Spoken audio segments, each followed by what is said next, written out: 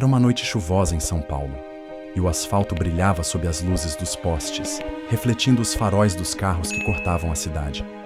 Eu, um motorista de Uber comum, estava há horas rodando sem parar, buscando corridas para compensar o dia lento. O rádio tocava baixo, apenas para quebrar o silêncio que sempre me acompanhava, até que o celular vibrou no suporte, anunciando mais uma viagem.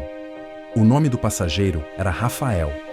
A localização era um prédio antigo no centro da cidade, uma daquelas construções que pareciam carregar histórias em cada rachadura da fachada. Quando cheguei, ele já estava na calçada, encolhido sob uma capa preta, segurando uma mala pequena. A chuva caía forte e ele entrou rapidamente no carro, sem dizer uma palavra. "Boa noite", cumprimentei, tentando quebrar o gelo. Ele apenas assentiu, evitando meu olhar no retrovisor. O destino era um endereço no bairro nobre da cidade, cerca de 20 minutos dali. Assim que começamos a andar, notei algo estranho. Rafael não tirava os olhos da mala, que ele mantinha no colo, segurando-a com uma força que parecia desproporcional ao seu tamanho.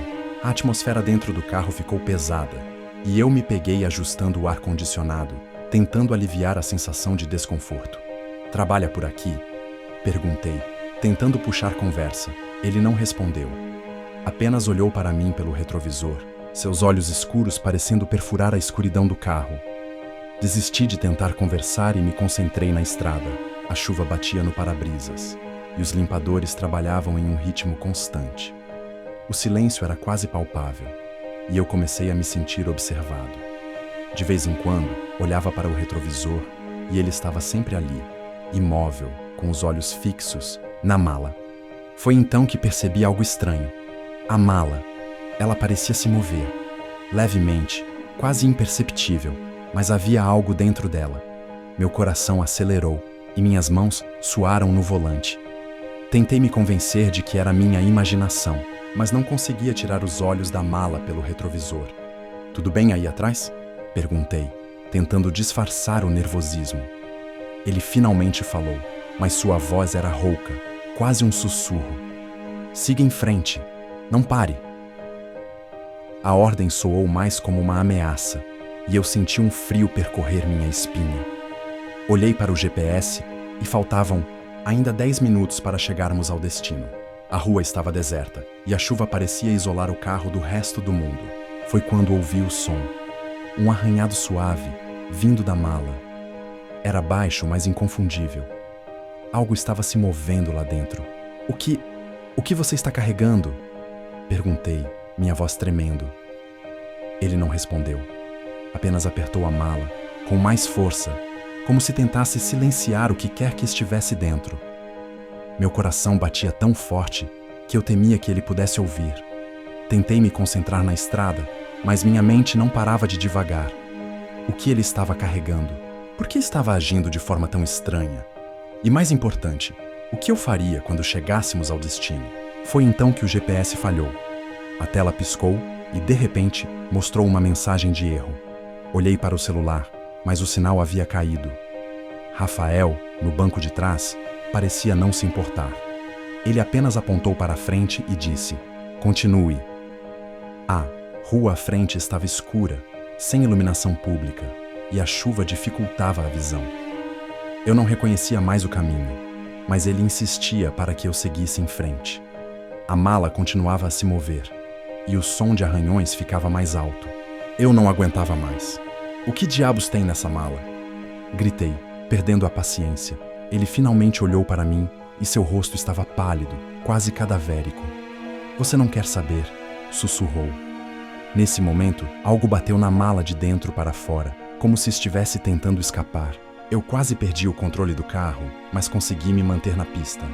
Meu instinto gritava para que eu parasse o carro e fugisse, mas algo me impedia. Era como se eu estivesse preso em um pesadelo, incapaz de acordar. Finalmente, chegamos a um portão alto, com grades pretas e uma placa que dizia: "Propriedade privada." Rafael olhou para mim e disse: "Pare aqui." Eu obedeci, mas minha mão tremia ao colocar o carro em ponto morto. Ele abriu a porta e saiu, mas antes de fechá-la, olhou para mim uma última vez. "Obrigado pela carona, mas esqueça o que viu hoje." Ele desapareceu na escuridão, levando a mala consigo. Eu fiquei parado por um momento, tentando processar o que havia acontecido. Quando finalmente consegui me mover, olhei para o banco de trás. Havia algo lá, uma mancha escura, quase imperceptível no assento. Era quente ao toque, e o cheiro era metálico, como sangue. Nunca mais vi Rafael. Tentei relatar o incidente para a Uber, mas não havia registro da corrida no meu histórico. O endereço para onde o levei também não existia. Até hoje, não sei o que havia naquela mala, mas toda vez que pego um passageiro no centro da cidade, me pego olhando para o retrovisor, esperando ver aqueles olhos escuros novamente. Era uma noite tranquila, sem chuva, sem trânsito. A cidade respirava calma, e eu, como de costume, estava atrás do volante do meu carro, buscando corridas de Uber.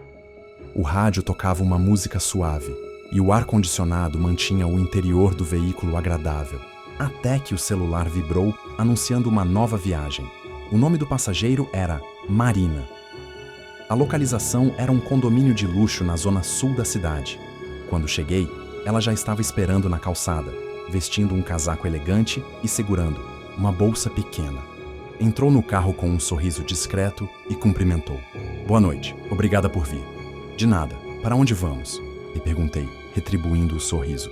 "Endereço já está no aplicativo." Ela respondeu, apontando para o GPS. O destino era um restaurante famoso, cerca de 15 minutos dali. Marina parecia tranquila, mas havia algo em sua postura que me chamou a atenção. Ela olhava fixamente para o espelho retrovisor, não para mim, mas para o reflexo dela mesma. A cada poucos segundos, ela ajustava o cabelo ou passava os dedos pelo rosto, como se estivesse se inspecionando. "Tudo bem?" perguntei, tentando puxar conversa. Sim, ela respondeu, sem tirar os olhos do espelho. "Só estou me certificando de que estou apresentável." Achei estranho, mas não comentei. Continuei dirigindo, mas não conseguia ignorar o fato de que ela parecia obcecada com o próprio reflexo. De repente, ela suspirou e disse: "Você acredita em espelhos mágicos?" A pergunta me pegou de surpresa. "Espelhos mágicos? Tipo aqueles de contos de fadas?" Ela riu, mas o som foi mais tenso do que alegre. "Algo assim. Às vezes os espelhos mostram mais do que a gente quer ver." Não soube como responder, então apenas concordei com a cabeça. Ela continuou olhando para o retrovisor, mas agora sua expressão mudou. O sorriso desapareceu, e seus olhos pareciam mais sombrios, como se estivesse vendo algo que eu não podia. "Você vê isso?" ela perguntou, de repente, apontando para o espelho. "O quê?" respondi confuso. "Lá, no reflexo, alguém está atrás de mim." Olhei rapidamente para o banco de trás pelo retrovisor, mas não havia ninguém além dela. "Não vejo nada", disse, tentando manter a calma. Ela balançou a cabeça, frustrada. "Claro que não. Só eu posso ver." A atmosfera dentro do carro ficou pesada e eu me peguei acelerando um pouco, querendo chegar ao destino o mais rápido possível. Marina continuou olhando para o espelho, mas agora sua respiração estava mais rápida e suas mãos tremiam levemente. "Ele está mais perto", sussurrou, quase como se estivesse falando consigo mesma. "Quem está mais perto?" perguntei, incapaz de ignorar a situação. "O homem no espelho. Ele sempre está lá, mas hoje ele está tentando sair."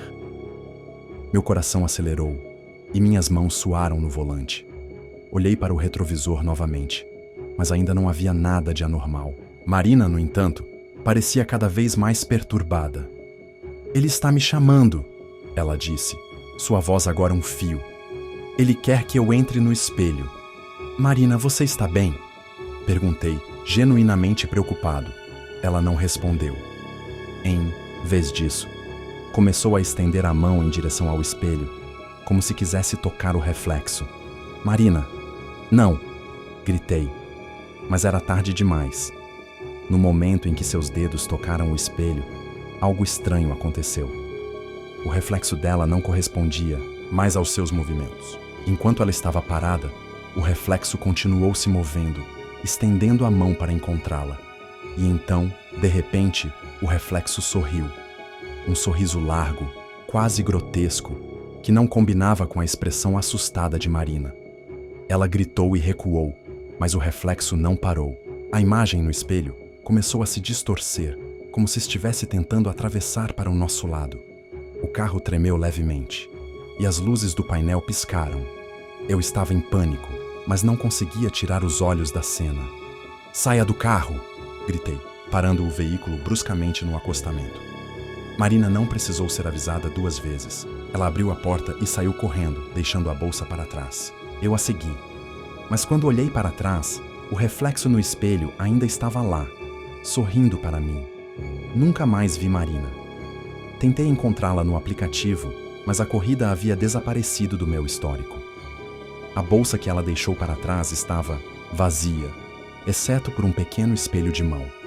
Quando olhei para ele, vi apenas meu próprio reflexo, mas por um breve momento, achei que ele sorriu de volta. Agora, toda vez que pego um passageiro, evito olhar para o retrovisor. E às vezes, quando estou sozinho no carro, sinto como se alguém estivesse me observando pelo espelho. Era uma noite comum, ou pelo menos parecia ser. O céu estava limpo e as ruas da cidade estavam calmas, quase desertas. Eu estava dirigindo meu carro, como de costume, esperando por uma nova corrida no aplicativo do Uber. Foi quando o celular vibrou, anunciando um passageiro. O nome era Daniel. A localização era um prédio antigo, mas bem conservado, em um bairro residencial. Quando cheguei, ele já estava na calçada, esperando. Era um homem de meia idade, vestindo um terno escuro e carregando uma maleta de couro. Ele entrou no carro, com um aceno de cabeça e disse: "Boa noite, vamos para o endereço que está no aplicativo." "Claro", respondi, enquanto ele se acomodava no banco de trás. O destino era um escritório no centro da cidade, cerca de 15 minutos dali. Daniel parecia calmo, mas havia algo em sua postura que me deixou intrigado. Ele segurava a maleta com firmeza, como se estivesse carregando algo de extremo valor. Além disso, ele não tirava os olhos do relógio de pulso, como se estivesse contando os minutos. "Trabalha até tarde?" perguntei, tentando puxar conversa. "Algo assim", ele respondeu, sem dar muitos detalhes. Continuei dirigindo, mas não conseguia ignorar a sensação de que algo estava fora do lugar. O silêncio dentro do carro era pesado, e o som do motor parecia mais alto do que o normal. De repente, Daniel falou: "Você já se perguntou o que faria se soubesse que esta poderia ser sua última noite?" A pergunta me pegou de surpresa. "Como assim?" perguntei, olhando rapidamente para ele pelo retrovisor. Ele fitou meus olhos pelo reflexo e disse: "Às vezes, temos apenas uma chance de fazer a coisa certa, e o tempo está se esgotando." Não soube como responder, então continuei dirigindo em silêncio. Foi então que notei algo estranho. O GPS, que antes mostrava o caminho normal, começou a piscar e a mudar de rota, como se estivesse sendo alterado, remotamente.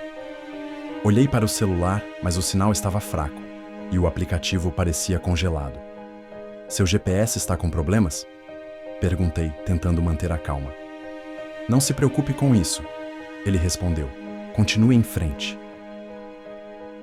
A rua à frente estava escura, e as luzes dos postes pareciam mais fracas do que o normal.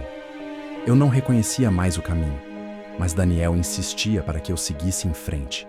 A maleta que ele carregava começou a emitir um som baixo, quase como um zumbido, e eu senti um frio percorrer minha espinha. "O que há na maleta?" perguntei, tentando disfarçar o nervosismo. Ele olhou para mim pelo retrovisor e disse: "Algo que pode mudar tudo." Nesse momento, o carro tremeu levemente e as luzes do painel piscaram. O zumbido da maleta ficou mais alto e eu senti uma pressão no ar, como se algo estivesse prestes a acontecer. Daniel olhou para o relógio e disse: "Está quase na hora." "Hora do quê?" perguntei, minha voz tremendo. "Da escolha", ele respondeu, abrindo a maleta. Dentro dela havia um dispositivo estranho, cheio de luzes piscantes e botões. Parecia algo saído de um filme de ficção científica. Daniel começou a ajustar os controles, e o zumbido ficou ainda mais intenso. "O que você está fazendo?" gritei, perdendo a paciência. "Salvando o que ainda pode ser salvo." Ele respondeu, sem tirar os olhos do dispositivo. De repente, o carro parou de funcionar. O motor morreu e as luzes se apagaram. Estávamos no meio de uma rua deserta, cercados por uma escuridão quase absoluta. O zumbido da maleta atingiu um pico, e então tudo ficou em silêncio. "O que aconteceu?" perguntei, em pânico. Daniel olhou para mim e disse, "Agora você tem uma escolha. Pode continuar como está, ou pode ajudar a mudar o curso das coisas." "Do que você está falando?" gritei completamente confuso. Ele abriu a porta e saiu do carro, levando a maleta consigo. Antes de fechar a porta, olhou para mim uma última vez e disse, "O tempo está se esgotando. Escolha sabiamente." E então, ele desapareceu na escuridão. O carro voltou a funcionar sozinho e as luzes se acenderam. Olhei para o banco de trás, mas não havia sinal de Daniel ou da maleta. O GPS estava normal novamente, mostrando o caminho para o escritório onde ele deveria ter ido. Nunca mais vi Daniel. Tentei relatar o incidente, mas não havia registro da corrida no meu histórico. O endereço para onde o levei também não existia. Até hoje, não sei o que havia naquela maleta ou o que ele queria dizer com escolha. Mas toda vez que pego um passageiro à noite, me pego olhando para o retrovisor, esperando ver aquele homem de terno escuro novamente. Às vezes, quando estou sozinho no carro, ouço um zumbido baixo, como se algo estivesse prestes a acontecer. Era uma noite quente e abafada na cidade grande. O ar-condicionado do carro mal dava conta de refrescar o ambiente, e eu estava cansado depois de horas dirigindo sem parar. O trânsito estava mais calmo do que o normal, e o rádio tocava uma música baixa, quase imperceptível. Foi quando o celular vibrou, anunciando uma nova corrida. O nome do passageiro era Ricardo. A localização era um prédio comercial no centro da cidade, um daqueles edifícios antigos que pareciam abandonados à noite. Quando cheguei, não havia ninguém na calçada. Olhei ao redor, confuso, até que o aplicativo mostrou que o passageiro estava no carro. A porta do banco de trás estava fechada, mas ao olhar para trás, vi um homem sentado, como se tivesse entrado sem que eu percebesse. "Boa noite", cumprimentei, tentando disfarçar o susto. Ele não respondeu, apenas assentiu com a cabeça, mantendo os olhos fixos no celular. O destino era um endereço residencial em um bairro distante, cerca de 15 minutos dali. Assim que comecei a dirigir, notei algo estranho. Ricardo não fazia nenhum barulho. Nada, nem a respiração, nem o som de seus movimentos.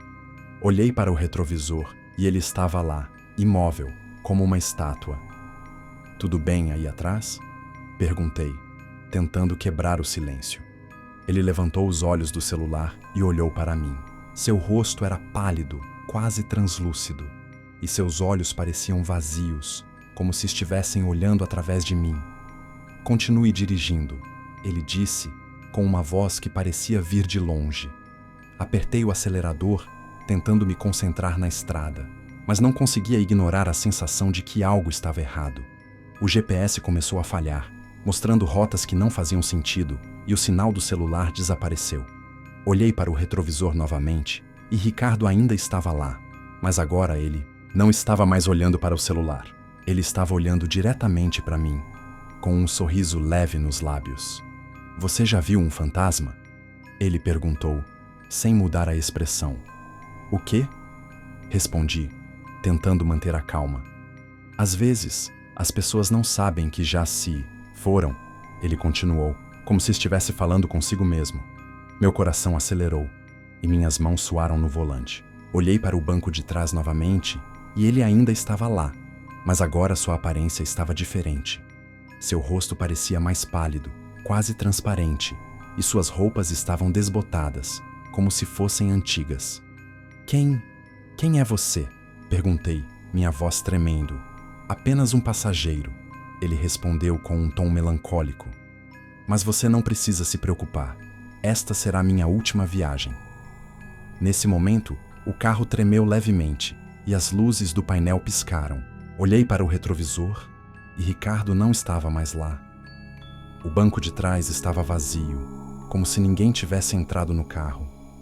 Parei o veículo bruscamente no acostamento e olhei ao redor, mas não havia sinal dele. Quando olhei para o aplicativo, a corrida havia desaparecido. Não havia registro de Ricardo nem do destino. Tentei me convencer de que tinha sido apenas minha imaginação, mas a sensação de frio que ele deixou no banco de trás era real. Até hoje, não sei quem era Ricardo ou para onde ele estava indo. Mas toda vez que pego um passageiro à noite, me pego olhando para o retrovisor, esperando ver aquele rosto pálido e vazio novamente. E às vezes, quando estou sozinho no carro, sinto como se alguém estivesse sentado no banco de trás, observando em silêncio. Era uma noite chuvosa e as ruas da cidade estavam praticamente desertas. Eu estava dirigindo meu carro, cansado depois de um dia longo de trabalho, quando o aplicativo do Uber anunciou uma nova corrida. O nome do passageiro era Victor. A localização era um prédio antigo no centro da cidade, um daqueles edifícios que pareciam abandonados à noite. Quando cheguei, ele já estava na calçada, esperando sob a chuva, sem guarda-chuva. Vestia um casaco preto e carregava uma pequena bolsa de couro. Ele entrou no carro sem dizer uma palavra, apenas assentiu com a cabeça. O destino era um endereço residencial em um bairro distante, cerca de 15 minutos dali. Assim que começamos a andar, notei algo estranho. Victor parecia estar olhando fixamente para mim pelo retrovisor, como se estivesse me estudando. Boa noite, cumprimentei, tentando quebrar o gelo. Boa noite, Rafael, ele respondeu, com uma voz calma e calculista. Fiquei paralisado por um instante. Ele sabia meu nome. Não o nome que eu uso no aplicativo, mas meu nome verdadeiro. Como? Você sabe meu nome? Perguntei, tentando manter a calma. Ele ignorou a pergunta e continuou. Você mora na Rua das Acácias, número 124, apartamento 302. Trabalha como motorista de Uber há 3 anos, mas antes disso era vendedor em uma loja de eletrônicos. Seu pai faleceu há 5 anos e sua mãe mora sozinha em outra cidade. Meu coração acelerou e minhas mãos suaram no volante. Quem é você? Perguntei, minha voz tremendo. Apenas um passageiro, ele respondeu, com um sorriso leve. Mas eu sei muito sobre você, Rafael. Sei, por exemplo, que você está pensando em desistir do Uber, que está cansado de dirigir o dia todo e não ver futuro nisso. Eu não sabia o que dizer. Como ele podia saber tudo aquilo? Tentei me concentrar na estrada, mas não conseguia ignorar a sensação de que algo estava terrivelmente errado. Você também está pensando em ligar para sua ex-namorada, continuou ele, como se estivesse lendo meus pensamentos. Mas não faça isso. Ela não vai atender. Ela já seguiu em frente. E você deveria fazer o mesmo. Pare com isso! Gritei, perdendo a paciência. Quem diabos é você? Victor olhou para mim pelo retrovisor, e seus olhos pareciam penetrar diretamente na minha alma. Eu sou alguém que sabe o que você fez, Rafael. O que eu fiz? Perguntei, confuso e assustado. Há 3 anos, você estava dirigindo, bêbado. Você não se lembra porque estava tão alterado que apagou da memória. Mas você atropelou alguém, uma mulher. Ela não morreu, mas ficou gravemente ferida. Você fugiu do local e nunca contou a ninguém. Meu estômago embrulhou e eu senti um frio percorrer minha espinha. Era verdade. Eu havia reprimido aquela memória, mas agora ela voltava como um furacão. Como você sabe disso? Sussurrei, quase sem voz. Eu sei muitas coisas, ele respondeu com um tom sombrio. E agora você tem uma escolha a fazer.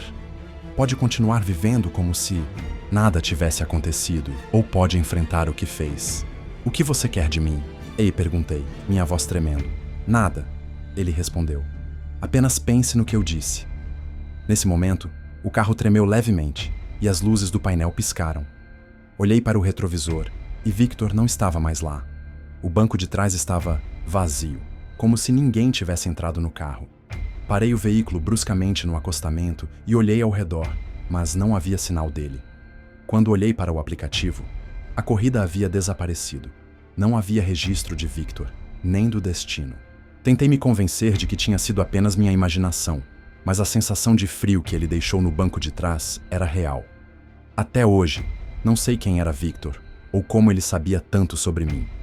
Mas suas palavras ficaram gravadas na minha mente.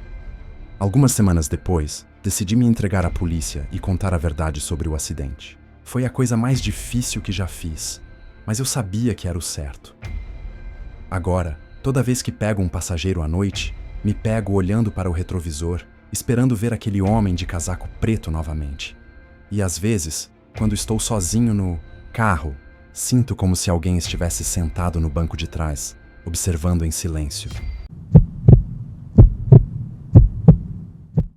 Era uma noite quente e abafada na cidade.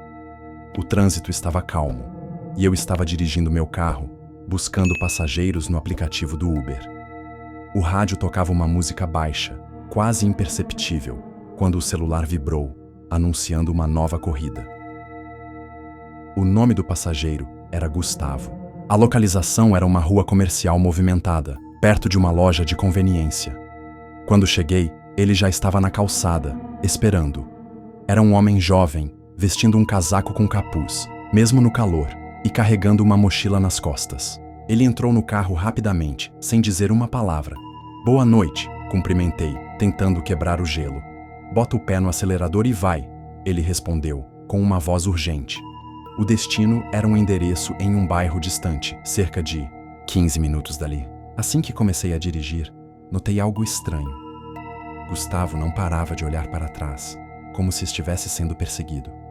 Sua respiração estava acelerada, e ele segurava a mochila com uma força desproporcional. "Tudo bem aí atrás?", perguntei, tentando disfarçar o nervosismo. "Só dirige", ele respondeu, sem tirar os olhos do vidro traseiro.